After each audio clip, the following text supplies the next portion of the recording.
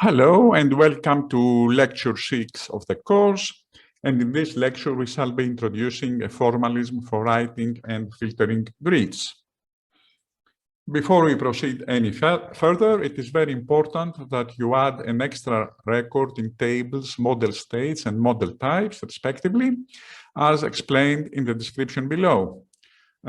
These two records represent the any state and any type values to be used by our filter model to be introduced very soon. You can also download the indicated file from the link given there. And in that file, you will find all models, views, and controllers necessary for the current lecture. Taking into account what we said in the previous lecture, we need to redesign the mechanism for filtering grid data. And the suggestion is that this mechanism should be moved outside the grid in a dedicated external search form.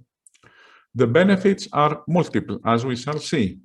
Code becomes simpler and the filtering mechanism can easily be expanded and maintained. The search form can be implemented as a modal window that will be part of the view used to display the data grid itself. Furthermore, the searching mechanism should be persistent.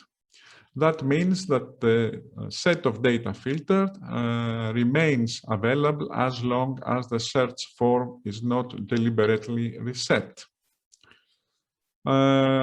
Considering the application at hand, we demonstrate how to implement these ideas.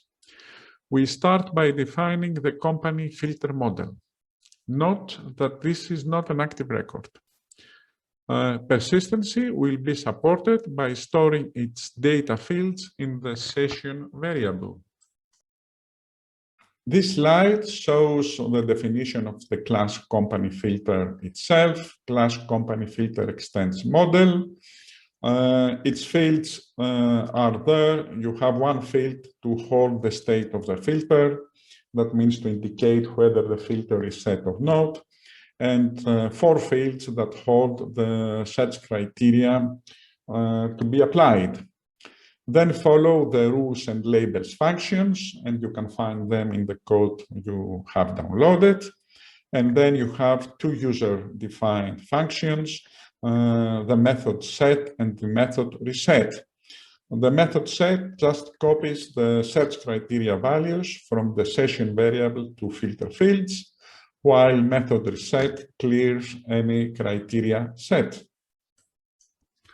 Once you introduce the company filter model, it becomes apparent that there is no need for an extra company search model as Yii suggests, and that all search functionality can be incorporated into the company model itself.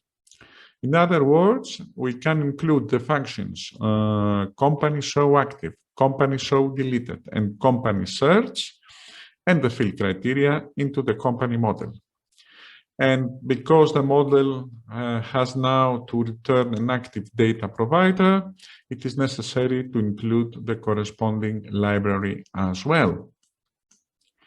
And here we see how we write function search as a method of the company model.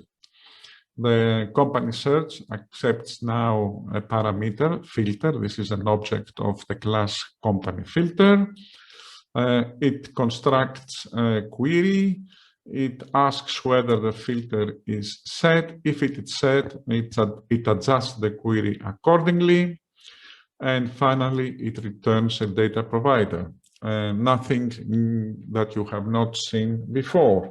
And here is how we should rewrite now the action index of the company controller. Action index now accepts a parameter, $mode, and through that parameter, we decide whether we have entered action index from the main menu. In that case, mode is equal to 1, or from the search form. In that case, the parameter is set to none, 20.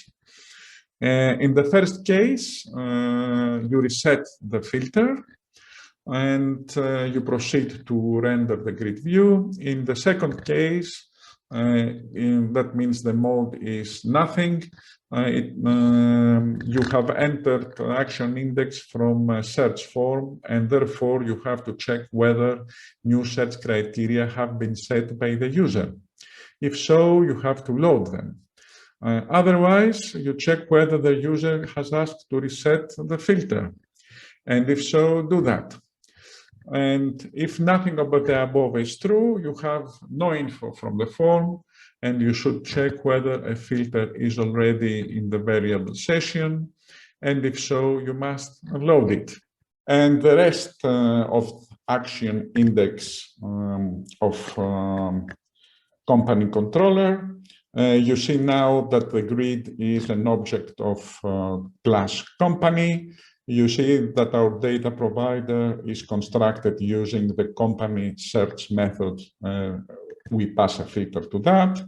And then finally, you render the index grid view, and you pass as parameters the data provider and the filter itself.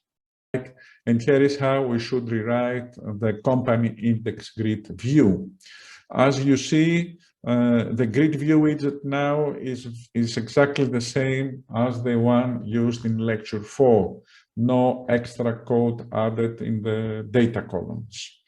The only thing there is that when entering the grid, you save the filter into the session variable, and then you introduce a control button to activate the filter modal. And you see that the control button has a different symbol depending on whether a filter has been set or not. And after the grid widget view section, you insert the following code.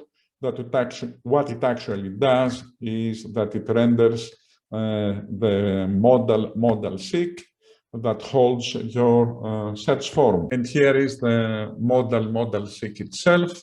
You should not be alarmed by the code you see there. It's standard bootstrap. And we just included in this model an active form in which you can define the search criteria that you wish to apply to your grid. And you see that the active form has two buttons at the very end. The one is to apply the filter, and the other is to clear the filter. Before we proceed to check our code in action, please check that your table model states contains what is shown there, and do the same thing for the table model types. Finally, our code in action.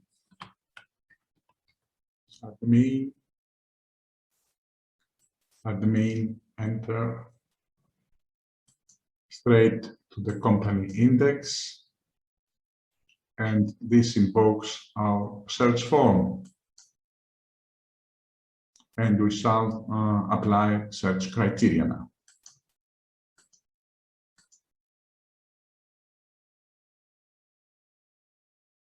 Notice that the symbol of the filter has changed.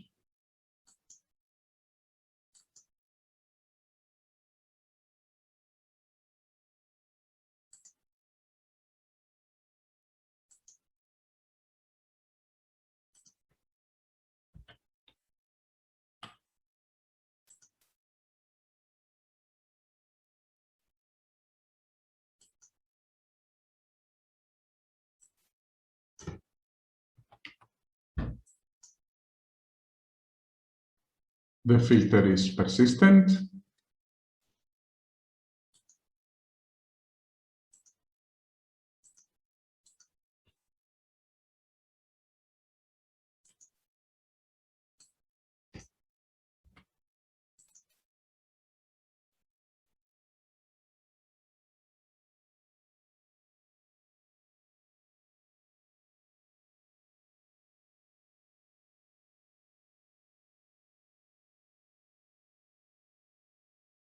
With a quick review for this short lecture, we have introduced a formalism for writing grid search forms that involves moving them outside the grid and requiring that the search criteria remain persistent.